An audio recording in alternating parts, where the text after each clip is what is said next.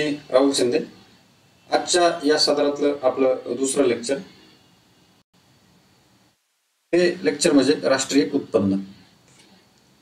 परीक्षेच्या दृष्टीने हा अत्यंत महत्त्वाचा टॉपिक आहे आणि दरवर्षी ह्या टॉपिकवर एक ना एक प्रश्न हमखास दिसतो. आता राष्ट्रीय उत्पन्न जो टॉपिक आहे तो खूप मोठा आहे आणि प्रत्येक संकल्पना समजून घेण्यासाठी तुम्हाला एकदम बारीक लक्ष ह्या PDF वर ठेवावं लागणार आहे. ही PDF मी इतक्या फ्रेंडली लँग्वेजमध्ये बनवलेली आहे की या PDF चे नोट्स पण तुम्हाला लेक्चरच्या नंतर दिली जाईल आणि या टॉपिकवर जे प्रश्न आलेले आहेत हे प्रश्नांचा एक स्वतंत्र कोर्स आपण डिझाईन केलेला आहे. पण प्रश्न सोडवण्याआधी आपल्याला त्या संकल्पना समजणं खूप गरजेचं असतं. आता ही PDF ची भाषा खूप फ्रेंडली आहे. तुम्ही माझ्याबरोबर जर लक्ष ठेवलं तर तुम्हाला खूप सोप्या पद्धतीने हे मांडण्याचा मी प्रयत्न केलेला आहे. तर परीक्षेच्या दृष्टीने महत्त्वाचा हा टॉपिक आहे. हा थोडा लेंदी टॉपिक आहे तरी पण आपण शॉर्टमध्ये कव्हर करण्याचा पुरेपूर प्रयत्न केला आहे. तर बघून घेऊया. राष्ट्रीय उत्पन्न हा आजच्या सत्रातला आपला मुख्य टॉपिक आहे. तर त्याविषयी बघा.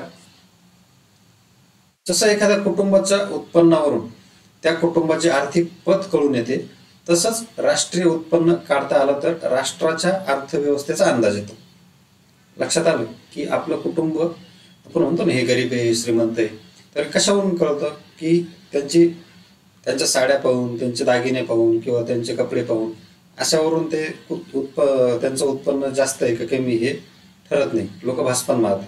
तर त्या गोष्टी वेगळ्या आहेत. पण लेक्चरच्या दृष्टीने बघा, समजा एखाद्या कुटुंबाचं आपल्याला उत्पन्न काढायचं तर त्या कुटुंबामध्ये किती पैसा येतो, कसा खर्च होतो, बरोबर आहे ना. खर्चावरून सुद्धा उत्पन्न काढलं जातं. ते पुढे येणारच आहे. तर किती कमवता आणि किती खर्च करता ह्या दोन गोष्टीवरून सुद्धा त्या कुटुंबाचं उत्पन्न आपल्याला काढता येईल. तसंच आपल्याला परीक्षेच्या दृष्टीने राष्ट्राचं उत्पन्न कसं काढतात त्याची पार्श्वभूमी आपल्याला बघायची आहे. तर हा जो टॉपिक आहे इथून म्हणजे याचा इतिहास थोडक्यात आपण राष्ट्रीय उत्पन्न मोजायला सुरुवात कशी केली आणि आता कशा पद्धतीने आपण राष्ट्राचं उत्पन्न मोजतोय तर ते सगळं बघणार आहोत. म्हणजे एखाद्या कुटुंबाच्या उत्पन्नावरून त्या कुटुंबाची आर्थिक पत कळून येते तसंच राष्ट्राच्या उत्पन्नावरून सुद्धा त्या अर्थव्यवस्थेचा अंदाज आपल्याला काढता येतो. यामुळे काय कळतं की अर्थव्यवस्थेची गती आणि दिशा कळते. देश कोणत्या स्तरावर चाललाय आणि इतर देशांच्या तुलनेत आपला देश किती आहे प्रगती करतोय किंवा आपलं उत्पन्न किती, तिथल्या लोकांचं जीवनमान कसं आहे, या सगळ्या गोष्टी राष्ट्रीय उत्पन्नावरून कळून येतात. तर बघा 17व्या शतकातील विल्यम पेटी, आता ह्या शास्त्रज्ञाचं नाव तुम्हाला प्रिलिम्सच्या दृष्टीने महत्वाचं नाहीये पण मेन्सच्या दृष्टीने महत्वाचं आहे. 17व्या शतकात विल्यम पेटी 1623 ते 1687 दरम्यान हा होता. तर या तज्ञाने सर्वप्रथम आयर्लंडचे उत्पन्न मोजण्याचा प्रयत्न केला होता. आयर्लंड म्हणून देश आहे, तर हे पण ध्यानात ठेवा. मेन्सच्या फॉर्मसाठी हे महत्वाचं आहे पण प्रीच्या दृष्टीने हे महत्वाचं नाही. आयर्लंडचे उत्पन्न मोजण्याचा प्रयत्न केला होता. म्हणजे सगळ्यात आधी कोणत्या देशाचं उत्पन्न मोजलं गेलं तर आयर्लंडचं उत्पन्न मोजलं गेलं होतं. त्यानंतर दुसरा आला की सायमन कोझनेट्स 1901 ते 1985 मध्ये यांनी राष्ट्रीय उत्पन्न मोजण्याची पद्धत विकसित केली. आता स्टेटमेंट बेस्ड प्रश्न जर आला तर सर्वप्रथम उत्पन्न कोणी मोजलं तर विल्यम पेटीने मोजलं. कोणत्या देशाचं मोजलं तर आयर्लंडचं मोजलं. आणि सायमन कोझनेट्सनी काय केलं तर उत्पन्न मोजण्याची पद्धत विकसित केली. कीवर्ड लक्षात घ्या तुम्ही, राष्ट्रीय उत्पन्न मोजण्याची पद्धत विकसित केली. तर पद्धत कोण? सायमन कोझनेट्स. तर आयोग ह्या बारीक सारीक गोष्टींवर फोकस करत असतात, तर तुम्ही पण लक्षात ठेवा यांनी फक्त पद्धत विकसित केली. त्यानंतर भारतात राष्ट्रीय उत्पन्न मोजण्याचा पहिला प्रयत्न आपला भारताचा, आता आपण इतिहास बघतोय की आपल्या भारताचं उत्पन्न मोजण्याचा कोणी प्रयत्न केला आणि कशा पद्धतीने ते उत्पन्न मोजलं गेलं. तर राष्ट्रीय उत्पन्न मोजण्याचा पहिला प्रयत्न दादाभाई नौरोजी यांनी केला होता. तर भारताचं पहिलं उत्पन्न यांनी मोजलेलं आहे. याचे विवेचन त्यांनी, म्हणजे हे जे उत्पन्न मोजलंय याचं विवेचन त्यांनी poverty and un-British rule in India या पुस्तकात केलं आहे. तर ह्या पुस्तकाचं नाव पण ध्यानात ठेवा, जोड्या लावायला हा प्रश्न येतो. आता ही नोट्स जरी खूप सोपी वाटत असली आणि हा टॉपिक जरी सुरुवातीचा खूप सोपा वाटत असला तर 2021चा राज्यसेवेचा पेपर बघा. इतका सोपा पडला की मेरिट आता त्याच्यावरून ज्यांचा स्कोर 200 अबो आहे किंवा 220 अबो आहे त्यांना पण प्रश्न पडला की आपण मेन्सला बसतोय की नाही, आणि कुठेतरी त्यांचा अभ्यास होत नाही. म्हणून ह्या सगळ्या गोष्टी, ह्या छोट्या छोट्या गोष्टी सुद्धा आपल्या विकेट घेऊ शकतात. म्हणून प्रत्येक बारकाईने तुम्ही ही नोट्स बघा किंवा ही PDF बघा आणि याचं एक अंडरलाईन करून ठेवा की पॉवर्टी अँड अनब्रिटिश रूल हे बहुतेक जणांचं पाठ पण असेल, पण परीक्षेच्या दिवशी आपल्याला तिथे एक कन्फ्युजनचा पाठ तयार होऊ शकतो की आता समजा poverty and un-British rule India हे दादाभाई नौरोजींनी, आणि वेल्थ ऑफ नेशन्स, त्यानंतर तिला परत वेल्थ ऑफ इंडिया असे काही पुस्तकांचे नाव देतात. मग तर आपल्याला तिथं कन्फ्युजन नाही झालं पाहिजे. म्हणून छोट्या छोट्या गोष्टींकडे लक्ष ठेवा, कारण 2021चा पेपर हा बऱ्याच लोकांना याची खूप मोठी चपराक बसलेली आहे. क्वेश्चन्स खूप बेसिक होते, पण मुलांना अवघड वाचण्याची अवघड करण्याची सवय पडलेली आहे. त्यामुळं बऱ्याच जणांचा पेपर GS मध्ये एवढा सोपा असूनही 95 अबो काही लोक गेलेले नाही. ठीक आहे. तर राष्ट्रीय उत्पन्न मोजताना जे नमुने गोळा केले जातात त्यांची पद्धत विकसित करण्यासाठी संयुक्त राष्ट्र संघाने 1947-48 मध्ये एक समिती स्थापन केली होती. म्हणजे राष्ट्रीय उत्पन्न मोजायचंय तर त्यासाठी काहीतरी सॅम्पल्स पाहिजे ना, की आपण म्हणतोय की एखाद्या कुटुंबाचं जर उत्पन्न मोजायचं असेल तर तिथे कमवता लोक किती आणि खर्च किती करतात, या सगळ्या गोष्टींची एक गोळाबेरीज करून एक पद्धत विकसित केली जाते. तर ही पद्धत शोधण्यासाठी संयुक्त राष्ट्र संघाने, म्हणजे ज्याला आपण UN म्हणतो, या UNने 1947-48 मध्ये एक समिती स्थापन केली होती. तर ह्या समितीचे अध्यक्षपद भारतीय संख्याशास्त्र स्टॅटिस्टिक्सचे डिपार्टमेंटचे जे हेड होते PC महालनोबिस हे होते. म्हणजे लक्षात ठेवा, समजा प्रश्न जर आला तर UNनी यांना हे केलं होतं. भारताची समिती नव्हती, ही UNनी समिती स्थापन केली होती 1947-48 मध्ये. आता इथे कन्फ्युजन करण्यासाठी आयोग काय देऊ शकतं की भारतामध्ये अशी भारतामध्ये ही समिती स्थापन केली होती आणि याचे अध्यक्ष PC महालनोबिस होते. तर ते चूक असू शकते. पुढचा जो मुद्दा आहे 1949 मध्ये, आता हे 1947-48 साल लक्षात, कृपया करून साल लक्षात ठेवण्याची सवय लावा, कारण यदा कदाचित जर MPSC डिस्क्रिप्टिव्ह झाली तर ह्या गोष्टी आपल्याला ध्यानात ठेवावी लागणारच आहे. आणि रोज तुम्ही एक पान तरी लिहिण्याचा प्रयत्न करा. जे कागदावर लिहिलं जातं, जे स्वतःच्या हाताने लिहिलं जातं ते चिरकाल आपल्या डोक्यात असतं. ठीक आहे, आपण इकडं लक्ष केंद्रित करूया. बघा, 1949 मध्ये भारताचे राष्ट्रीय उत्पन्न मोजण्याची जबाबदारी भारत सरकारने महालनोबिस यांच्यावर टाकली. आता दोन्ही ठिकाणी महालनोबिस आहे. ठीक आहे ना. फक्त साल जर चुकवलं त्यांनी 1947-48 तर 1947-48 मध्ये UNने त्यांना जबाबदारी दिली होती आणि त्याच्यानंतर 2 वर्षांनी 1949 मध्ये भारताचे राष्ट्रीय उत्पन्न मोजण्याची जबाबदारी सुद्धा त्यांच्यावरच होती, पण तिथं साल फोकस करा. पण अध्यक्ष दोन्ही ठिकाणी तेच होते. ठीक आहे. त्यानंतर ब्रिटिश काळात अनेक तज्ञांनी राष्ट्रीय उत्पन्न मोजण्याचा प्रयत्न केला. आता हे ब्रिटिश काळात त्यावेळेस सरकारने काही सांगितलं नव्हतं यांना, पण ते तज्ञ होते. त्यांनी त्यांच्या हिशोबाने प्रयत्न केले आणि उत्पन्न मोजण्याचा त्यांनी प्रयत्न केला. सगळ्यात आधी दादाभाई नौरोजी यांनी मोजणी केली. मोजणीचं वर्ष होतं 1868.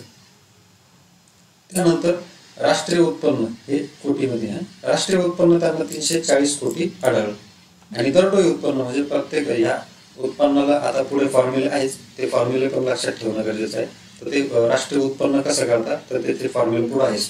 तर दरडोई उत्पन्न त्यांना 340 कोटी लोकांना पॉप्युलेशनने, ह्या संख्येला जर पॉप्युलेशनने भाग दिला तर ते त्याचं आन्सर मिळतं 20.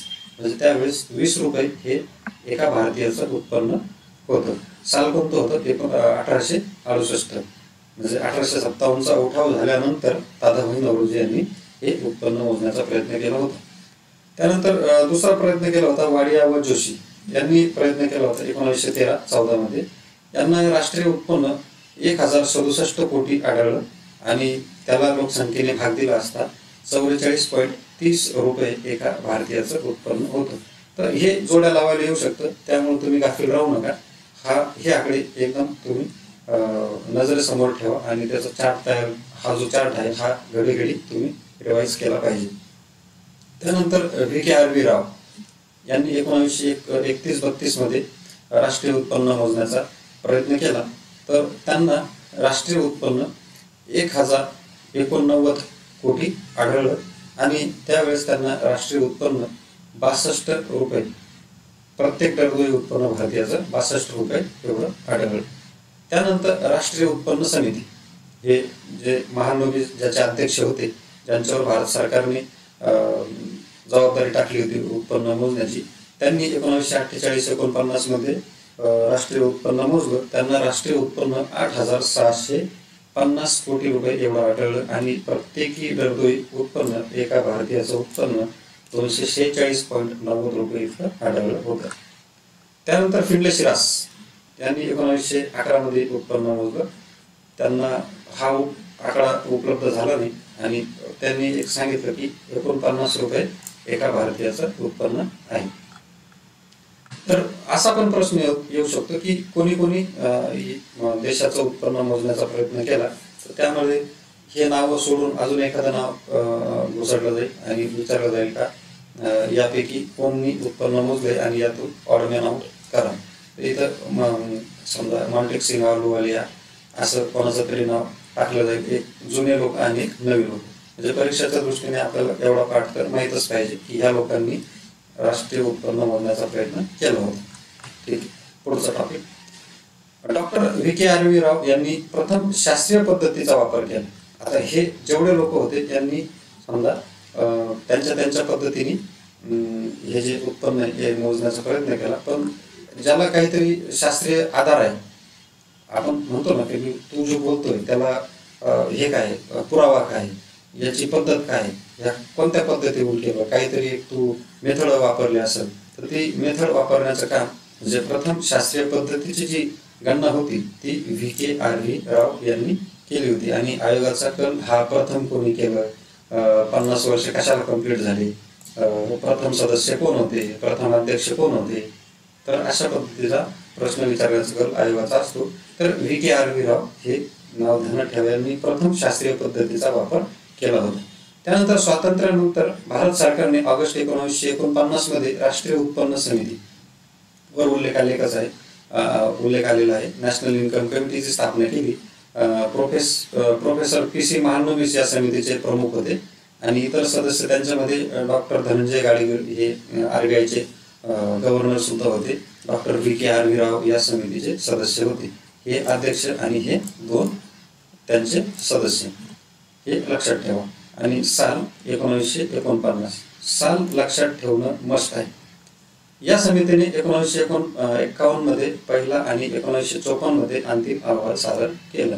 तर अंतिम अहवाल 1954 मध्ये सादर केलेला आहे, हे ध्यानात असू द्या. आता पुढच्या ज्या संकल्पना आहे तर त्या संकल्पना समजून घेण्यासाठी आपल्याला हा चार्ट आहे, हा चार्ट आपल्याला समजून घ्यावा लागेल. मी थोडं झूम इन करतो. बघा, स्थूल देशांतर्गत उत्पादन म्हणजे GDP. आता हा महत्वाचा टॉपिक आपण शिकतोय, तर तुम्ही कृपया एक शब्दावर लक्ष केंद्रित करा.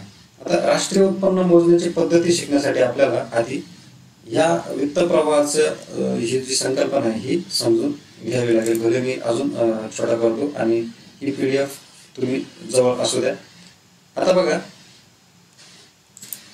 यामध्ये हे 4 घटक लक्षात घ्या. इथे सरकार,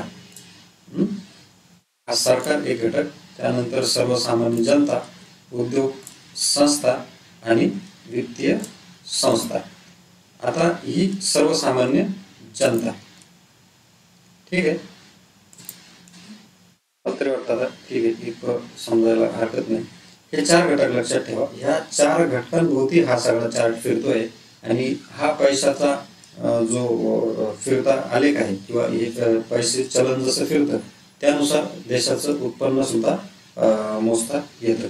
तर सर्वसामान्य जनता, उद्योग संस्था, सरकार आणि वित्तीय संस्था हे सर्व लोक पैसे खर्चत असतात किंवा कोणीतरी पैसे या प्रवाहामध्ये टाकत असतं. आणि इथं जग, हे जग हे 5 घटक एकामेकाभोवती हे पैसे फिरवत असतात. आता सर्वसामान्य जनतेच्या हिशोबाने आपण सुरुवात करू. तर सर्वसामान्य जनता काय करते? जमीन, श्रम, भांडवल, खंड, वेतन, व्याज यानुसार पैसे कमवते किंवा पैसे एकमेकांना देते. आता सर्वसामान्य जनता आहे, जमीन कसते, उत्पन्न काढते, श्रम करते, कुठंतरी काम करतात, त्यातून पैसा कमवते. त्यानंतर भांडवल, एखाद्या ठिकाणी हे जे पैसे कमवले असते मग ते भांडवल एखाद्या कंपनीला देतात. किंवा यांचं उत्पन्न कुठून येतं? यांचं उत्पन्न येतं खंडातून, त्यानंतर वेतनातून. कोणी खंडाने जमीन देतं किंवा एखादी जागा वापरायला देतं तर तो खंडच्या माध्यमातून त्याला उत्पन्न येतं. त्यानंतर कुठं कामाला असेल तर त्याला वेतन येतं, पगार मिळतो. किंवा एखादी भांडवल कोणाला दिले तर त्यातून त्याला व्याज किंवा नफा मिळतं. बँकेत पैसे ठेवले असतील तर व्याज मिळतं. आणि भांडवलाला जर त्यांनी पैसे दिले असतील एखाद्या कंपनीला तर त्यातून नफा त्याला मिळतो. म्हणजे हा पैसे ओततो कसे? हा जमीन, श्रम आणि भांडवल यानुसार हा पैसे कमवतो किंवा ओततो. आणि याचं इन्कम होतं कसं? तर खंडातून, वेतनातून, व्याजातून आणि नफ्यातून या सर्वसामान्य जनतेला पैसे मिळत असतात. त्यानंतर आतले दोन यावर तुम्ही लक्षात ठेवा. नंतर उद्योग संस्था. उद्योग संस्था काय करतात? हे सर्वसामान्य जनतेला वस्तू आणि सेवा पुरवतं. बरोबर आहे ना? हे काही प्रॉडक्ट वगैरे तयार करतात, हे यांना विकतात, वस्तू आणि सेवा देतात. मग यांच्या बदल्यात त्यांना इकडून काय मिळतं? वस्तू व सेवांवरील खर्च मिळतो. ठीक आहे ना? यांना काहीतरी विकलं म्हणून यांना खर्च दिला. झालं. आता दुसरा पार्ट आला सरकार. आता ह्या सर्व सामान्य जनतेने काय केलं की सरकारला कर दिला. आता खंड, वेतन, व्याज, नफा या गोष्टीवर सरकार कर लावत असतं. तर ह्या सर्वसामान्य जनतेने सरकारला काय दिला? कर दिला. आणि जनतेने सर्वसामान्य जनतेला काय दिलं? सरकारने जे सर्वसामान्य जनतेला काय दिलं ते योजना आणि अनुदानाच्या माध्यमातून पैसे दिले. यांना काहीतरी दिलं आणि यांनी पण यांना काहीतरी दिलं.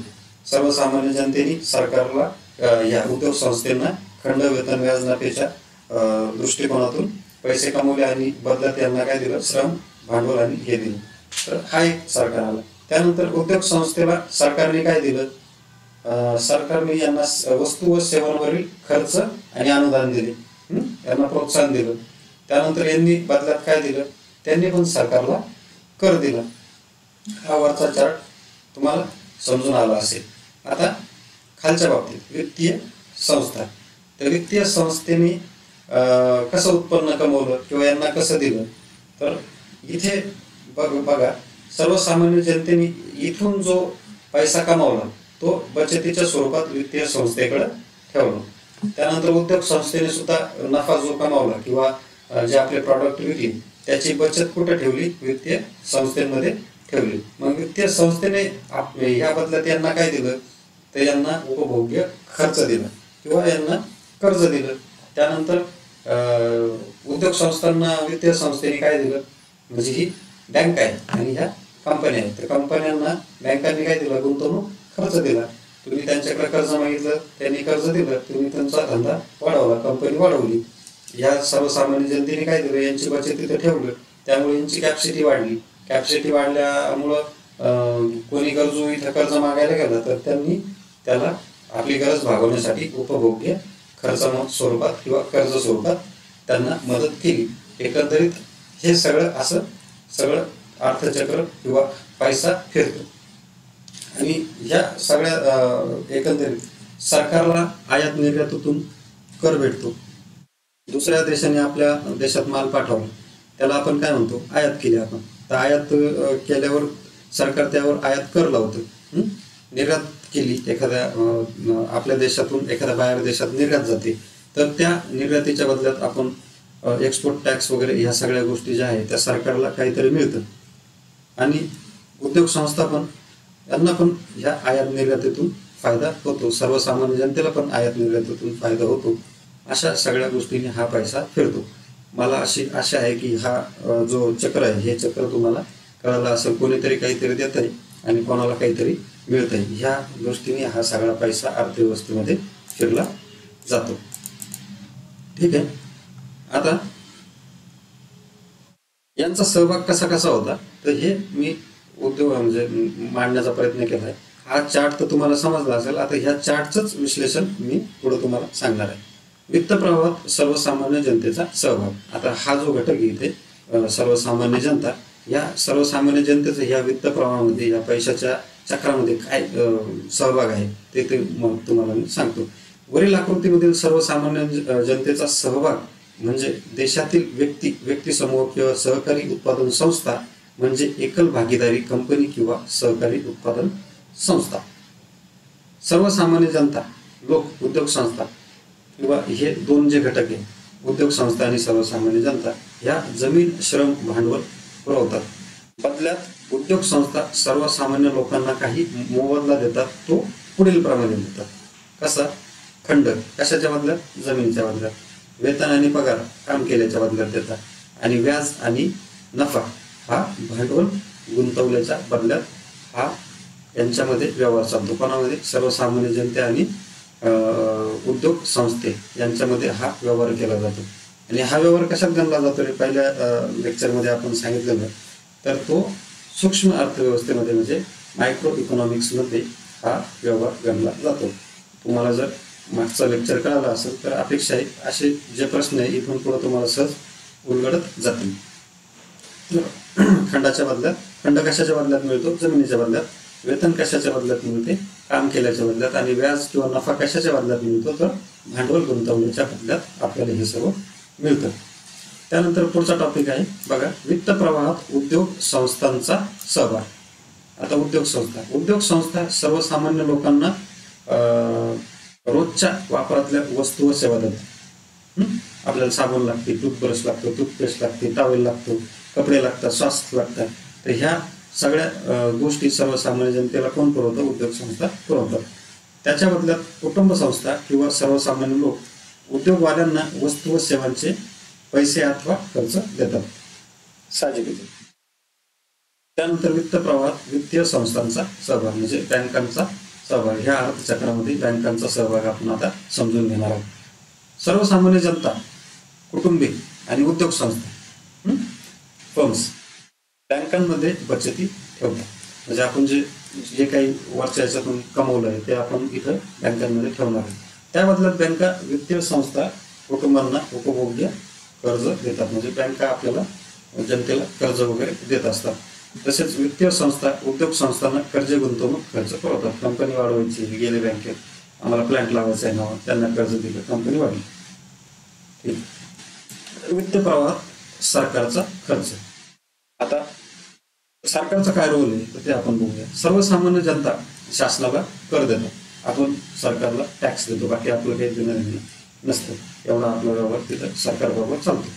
बदल्यात शासन कुटुंब संस्थांना, या कुटुंब संस्था म्हणजे आपण लोक, हे जरा ध्यानात घ्या. अर्थशास्त्राची भाषा जेवढी सोपी करता येईल तेवढी मी केली. पण कुटुंब संस्था म्हणजे सर्वसामान्य जनता किंवा तुम्ही आम्ही असं तेवढं ब्रॅकेटमध्ये कुठेतरी लिहूनच ठेवा. विविध योजना आणि अनुदाने देते सरकार. आपल्याला विविध योजना देतं.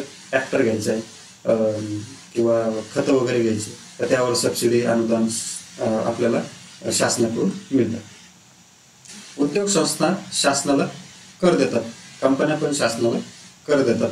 बदल्यात शासन उद्योग संस्थांना अनुदाने तसेच वस्तू आणि सेवांवरील खर्च देतं. शासन पण त्यांना आपल्याला जे शेतकऱ्यांना देतं तेच कंपन्यांना देतं. ठीक आहे. आता वित्त प्रवाहात उर्वरित जगाचा सहभाग. हे वरचा जो चार्ट आहे तो चार्ट समजला नसेल तर हे वाचून तुम्हाला 100% तो चार्ट समजून जाईल.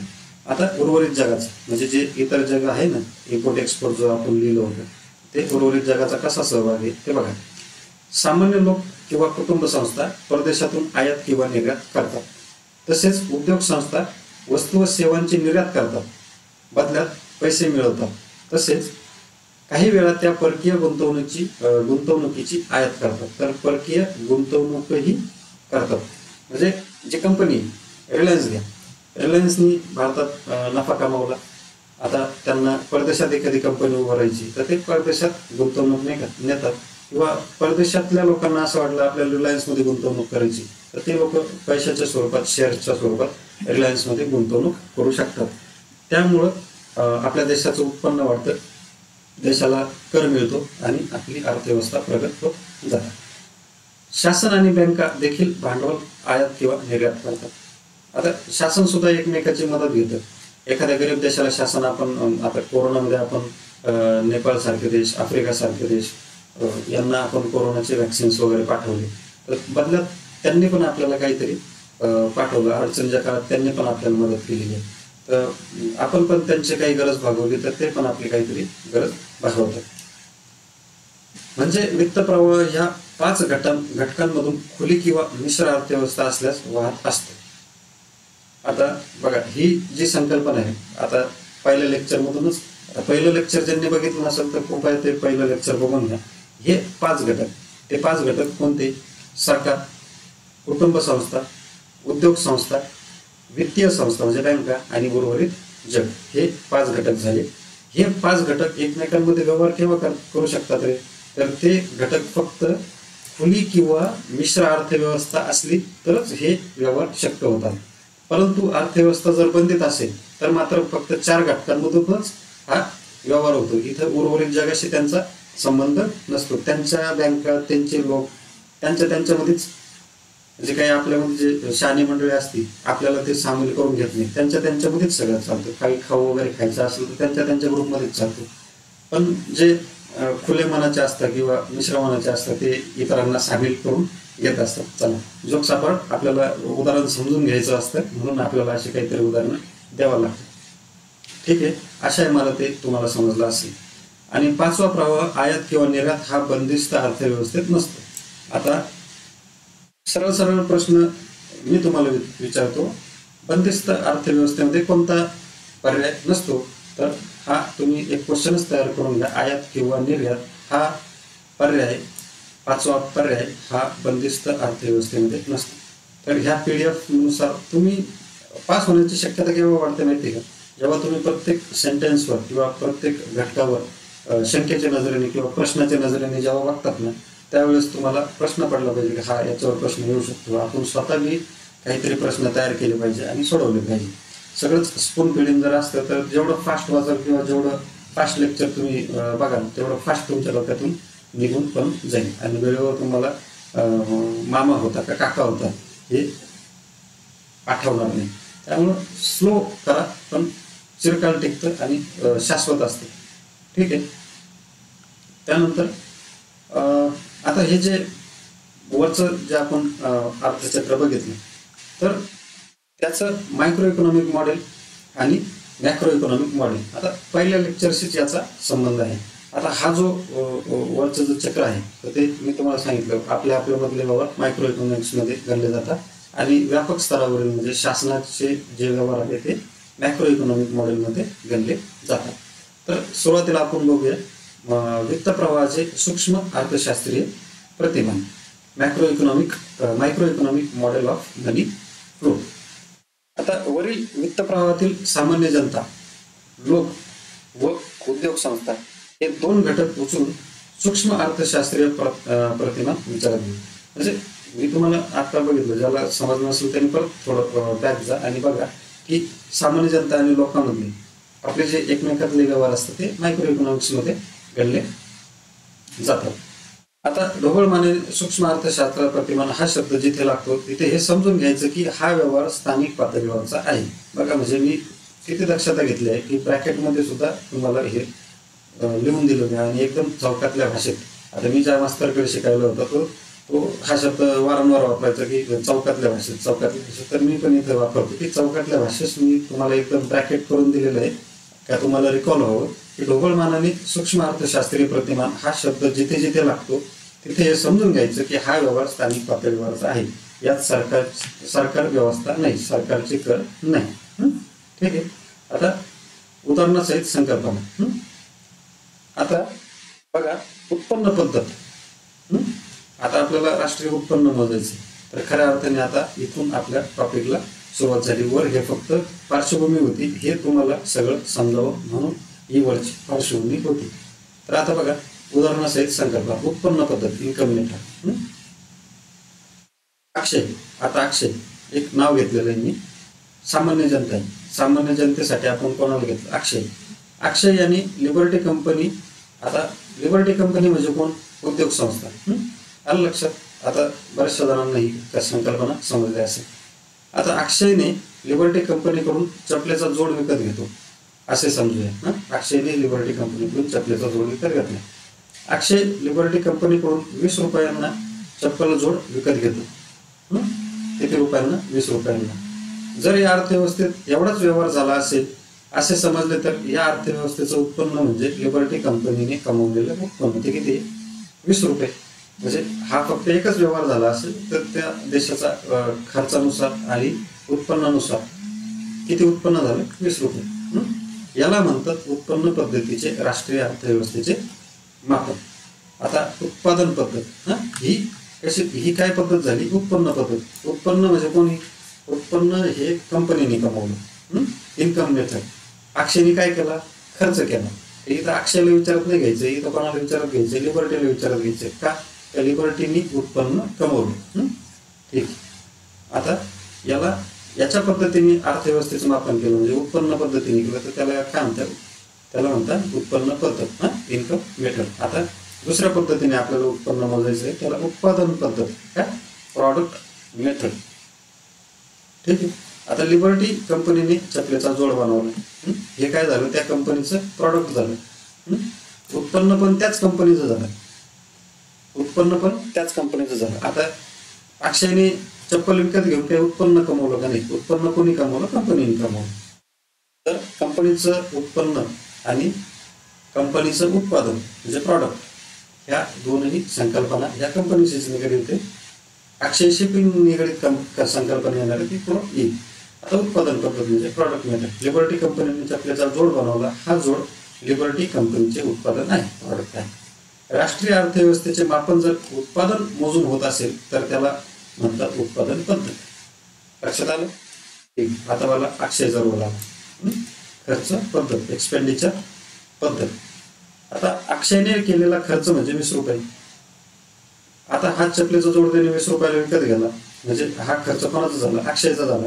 आता राष्ट्रीय अर्थव्यवस्थेत मापन जर खर्च पद्धतीने म्हणजे आपण जर राष्ट्रीय उत्पन्न जर खर्च पद्धतीने मोजणार असो तर त्याला एक्सपेंडिचर मेथड म्हणतात. अक्षयने केलेला खर्च, लिबर्टी कंपनीने केलेले उत्पन्न आणि लिबर्टी कंपनीचे उत्पादन ह्या 3 पद्धतीने आपल्याला राष्ट्राचे उत्पन्न मोजता येते.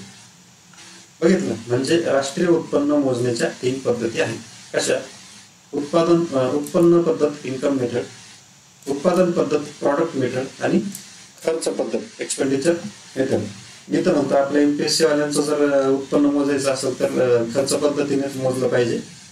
लायब्ररीचा खर्च, पुस्तकांचा खर्च, मेसचा खर्च, आपण राहतोय तिथं त्या रूम मालकांचा खर्च. तर हा जो खर्च आहे ते ह्या उत्पन्नाच्या मापनाला काय म्हणतात? खर्च पद्धत म्हणतात. आणि जर एखाद्या मेसवाल्याचं उत्पन्न मोजायचं असेल तर ते झालं इन्कम मेथड. आणि जर परत त्या मेसवाल्याचं उत्पन्न मोजायचं असेल तर त्यांनी बनवलेले प्रॉडक्ट्स त्याला म्हणतात उत्पादन पद्धत. आता पुढचा पाठ GVA आणि GDP. तर हे जे उत्पन्न आहे हे ढोबळमानाने GVA किंवा GDP मध्ये मोजले जाते. GVA म्हणजे ग्रॉस व्हॅल्यू ॲडेड आणि GDP म्हणजे ग्रॉस डोमेस्टिक प्रॉडक्ट. आता GVA का मोजतात आणि GDP? पहिले GDP मोजत होते, आता GVA का मोजतात? हे सगळे प्रश्न मी तुमचे सॉल्व्ह करणार आहे. पण आधी हे सगळं समजून घ्या. पुढं सगळं ह्या PDF मध्ये, ही PDF इतकी म्हणजे हे नोट्स इतक्या चौकातल्या भाषेत बनवलेले आहेत की तुम्हाला सहज या कळून जाते. ठीक आहे. GDP. आता उत्पन्न पद्धत इन्कम मेथड. आता GDP मोजायचं आहे आपल्याला ढोबळमानाने. हा जेवढा ढोबळ खर्च असतो जेव्हा ते काय असतं त्यानुसार GDP आपल्याला मोजायचं. उत्पन्न पद्धत.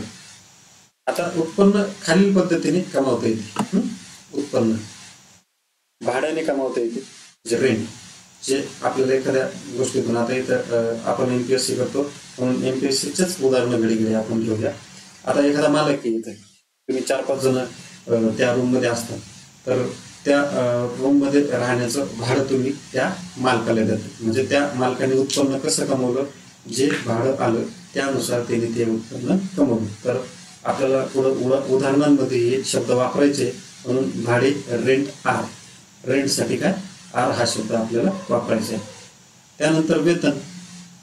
आता एखादी संस्था आहे, नामांकित क्लास आहे, त्या क्लासमध्ये एखादा मास्तर शिकवायला आहे, तर त्या मास्तरला शिकवण्याच्या बदल्यात पगार मिळतो, तर त्या पगाराला आपण काय म्हणतो वेतन.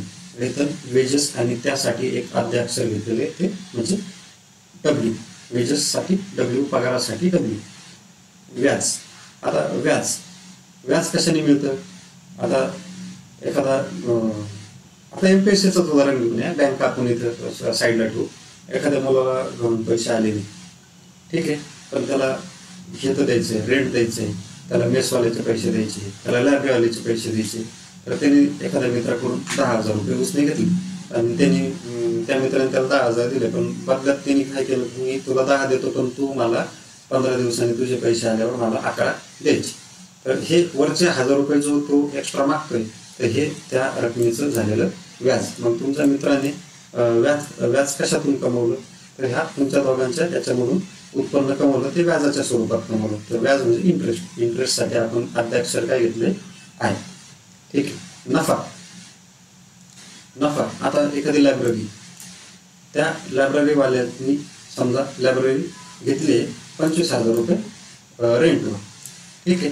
तर 25,000च्या रेंटवर त्यांनी त्यामध्ये सीट टाकले, म्हणजे जे सीटची संख्या आहे तिला 100 सीट आहे, आणि त्या 100 सीटसाठी त्यांनी प्रत्येक सीटला ठेवलं 1,000 रुपये भाडं. बरोबर ना. मग त्याचं उत्पन्न किती झालं, तर त्याचं उत्पन्न झालं 1,00,000 रुपये.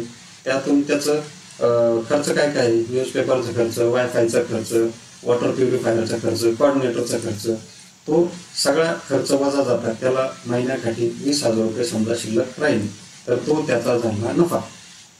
तर त्याचं हे उत्पन्न कशाच्या स्वरूपात आलं, नफ्याच्या स्वरूपात आलं. तर ज्याचा त्याचा वाटा त्यांनी उचलला. भाडे मालकाने घेतले, वेतन कॉर्डिनेटरने घेतले, व्याज कोणी घेतलं, त्यांनी लायब्ररी टाकायसाठी एखाद्या बँकेकडून किंवा मित्राकडून कर्ज घेतला असेल, तो व्याज घेऊन गेला, आणि नफा कोणी ठेवला, लायब्ररीवाल्याने ठेवला. लायब्ररीवाल्यांनी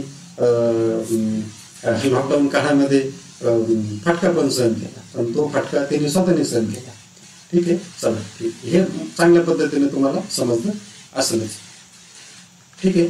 सामान्य जनतेच्या उद्योग संस्थांचा उत्पन्नात भर पडणे म्हणजे जीबी किंवा जीडीपी.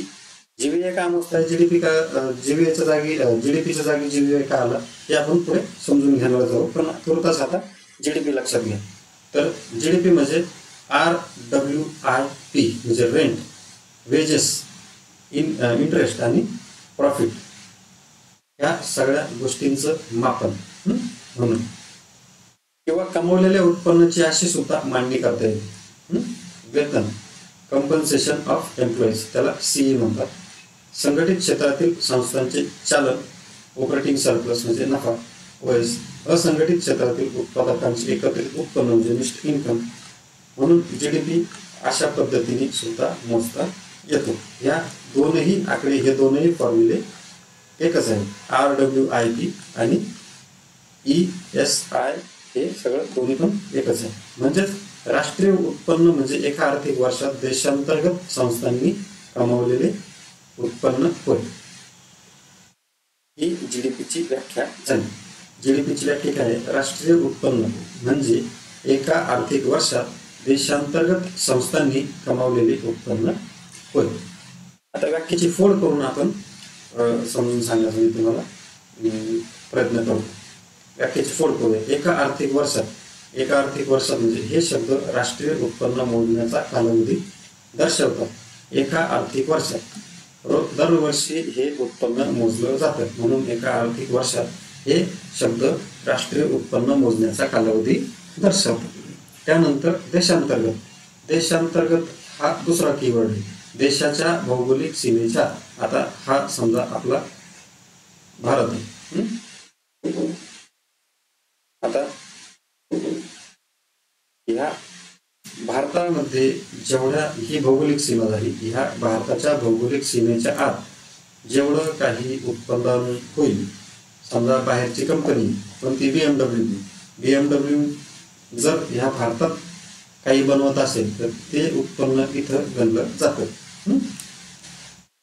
देशांतर्गत देशाच्या भौगोलिक सीमेच्या आत असणाऱ्या सर्व संस्थांचे उत्पन्न विचारात घेतले जाते। एखाद्या परकीय व्यक्ती किंवा संस्था देशात उत्पादन कमवत असेल तर तेही विचारात घेतले जाते। आलं लक्षात? म्हणजे बघा, अगदी लाल अक्षरात म्हणजे तुम्हाला रिकॉल होईल ह्या उद्देशाने मी ही नोट्स बनवलेली आहे। कमावलेले, केवळ कमावलेलेच उत्पन्न विचारात घेतले जाते, न कमावता मिळालेले उत्पन्न नाही। समजा बेरोजगार भत्ता, भीक, सट्टा विचारात घेत नसतात, जे कमावतो फक्त तेच विचारात घेतले जातात। आता घरचे तुम्हाला पैसे पाठवतात ते तुमचे कमावलेले उत्पन्न नाही, पण तुम्ही लायब्ररीवाल्याला जे देता किंवा मेसवाल्याला देता ते त्यांनी कमावलेले उत्पन्न होईल। तुम्ही सध्या बेरोजगार आहे, तुम्हाला हा घरच्यांकडून बेरोजगार भत्ता मिळतो, त्यामुळे तो राष्ट्रीय उत्पन्नात गणला जात नाही। ते पैसे कोणासाठी गणले जातात? ते कमावलेले तुमच्या घरच्यांनी, वडिलांनी कमावलेले पैसे तुम्हाला पाठवलेले आहे, तो तुम्हाला बेरोजगार भत्त्याच्या हिशोबात तुम्हाला पाठवला जातो। म्हणून बेरोजगार भत्ता, भीक, सट्टा ह्या सगळ्या गोष्टी राष्ट्रीय उत्पन्नात गणल्या जात नाही। आलं लक्षात? अजून पुढं एक भन्नाट उदाहरण येईल, ते पण आपण बघू। ठीक आहे, आता इतर महत्वाच्या बाबी, या इतर महत्वाच्या बाबी म्हणजे स्टेटमेंट परीक्षेत आलेले आहे, हे चांगले ध्यानात घ्या। उत्पन्न पद्धतीत सेवा क्षेत्राचे स्थूल देशांतर्गत उत्पादन दर्शवते। उत्पन्न पद्धती सेवा क्षेत्राचे स्थूल देशांतर्गत उत्पन्न दर्शवते, म्हणजे इन्कम मेथडमध्ये जे सेवा क्षेत्रात म्हणजे ज्या कंपन्यांनी तुम्हाला सेवा दिली आहे ती स्थूल देशांतर्गत उत्पन्न दर्शवते। आता राष्ट्रीय उत्पन्न मोजण्यासाठी उत्पादन पद्धती आणि उत्पन्न पद्धतीचा एकत्रित वापर केला जातो।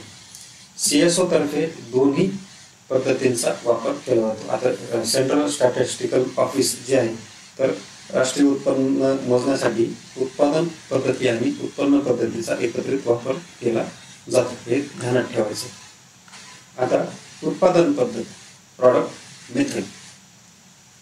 आता चपलीच्या जोडाचे उत्पादन झाले म्हणजे आपण या पद्धतीने देशातील उत्पादित वस्तू व सेवांचे मूल्य मोजले तर राष्ट्रीय उत्पन्न मोजता येईल। आता उत्पादन पद्धत आपल्याला समजून घ्यायची आहे। आता वस्तूचे मूल्य, तर त्यासाठी काय आपण घेतलं? व्हॅल्यू ऑफ गुड्स, जी। सेवांचे मूल्य, व्हॅल्यू ऑफ सर्व्हिसेस, एस। आंतरसंक्रामक वापराचे मूल्य, IC, म्हणजे दुहेरी गणना होऊ नये म्हणून हे इंटरमिडिएट कन्झम्पशन। आता वस्तू तयार होणार आहे, कुठून तरी कच्चा माल येणार आहे, तर तो कच्च्या मालाची किंमत आणि परत ती दुहेरी गणना होऊ नये म्हणून इंटरमिडिएट कन्झम्पशन हे एक तिसरं तज्ज्ञांनी हे विकसित केलेलं आहे। आंतरसंक्रामक वापर म्हणजे कच्चा माल किंवा सुटे भाग। लक्षात, आंतरसंक्रामक वापर म्हणजे कच्चा माल किंवा हे IC, कच्चा माल किंवा सुटे भाग। किंमत फक्त अंतिम वस्तूची मोजली जाते, किंमत फक्त अंतिम वस्तूची मोजली जाते, कच्च्या मालाची नाही, म्हणून वस्तुत ती समाविष्ट असते। वरील मांडणीवरून राष्ट्रीय उत्पन्नाची व्याख्या अशी करता येईल, कशी? राष्ट्रीय उत्पन्न म्हणजे एका आर्थिक वर्षात देशांतर्गत उत्पादित होणाऱ्या सर्व अंतिम वस्तू व सेवांचे मूल्य होय। GDP म्हणजे गुड्स प्लस सर्व्हिस, म्हणजे वस्तूची किंमत आणि सेवांची किंमत, त्यामधून कच्च्या मालाची किंमत वजा केली जाते। हा फॉर्म्युला लक्षात ठेवायचा आहे। GDP मधून उत्पादन पद्धतीमध्ये काय केलं जातं? उत्पादन पद्धत काय केलं जातं?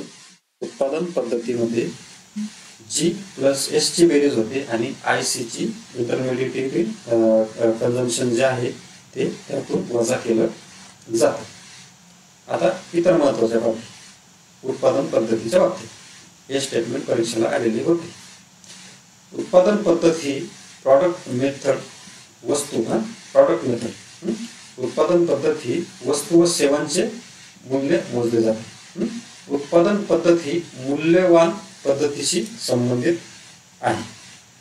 उत्पादन पद्धत ही अर्थव्यवस्थेतील विविध क्षेत्रांचे तुलनात्मक महत्त्व प्रकट करते, कारण या पद्धतीत वस्तूंचे मूल्य व सेवांचे मूल्य मोजले जाते। म्हणजे कोणत्या क्षेत्रातून काय आलंय आणि किती आलंय कोणाचं उत्पन्न काय झालंय आणि ते उत्पन्न कुठं केलंय, कोणी त्यापासून काय बनवलंय, या दोघांची तुलना होते. म्हणून इथे रिलेटिव्ह इम्पॉर्टन्स ह्या उत्पादन पद्धतीत असतो. आता जेव्हा आपण क्वेश्चन्स बघणार आहोत त्यावेळेस ह्या गोष्टी एकदम अजून क्लिअर तुमच्या होऊन जातील. आता खर्च पद्धत, उत्पन्न मोजण्याच्या 3 पद्धती आपण बघितल्या. आता खर्च पद्धतीमध्ये हे सगळं कसं मोजलं जातं हे आपण समजून घेत आहोत. कोणाला कळलं नसेल तर परत रिटर्न जा आणि परत लेक्चर बघायला सुरुवात करा. आता खर्च पद्धत, आता अक्षयने 20 रुपये खर्च केले. या पद्धतीने खर्चावरून देशाचे उत्पन्न मोजता येते. या पद्धतीमध्ये देशातील खर्च 2 प्रकारे असू शकतात, एक उपभोग खर्च आणि एक गुंतवणूक खर्च. आता जीडीपी मध्ये C+I म्हणजे कन्झम्पशन आणि गुंतवणूक, गुंतवणूक म्हणजे इन्व्हेस्टमेंट. तर खर्च पद्धतीने C+I ची बेरीज केली जाते. आता वरील सूत्र हे फक्त सूक्ष्म अर्थशास्त्रीय प्रतिमानापुरतेच मर्यादित आहे, कारण त्यात 2च घटक विचारात घेतले जातात, सामान्य जनता व उद्योग संस्था. वरील सूत्रात सरकार आणि उर्वरित जग हे दोनही घटक वाढवले तर देशाच्या खर्चाचे स्वरूप बदलते. आता शासनाचा खर्च,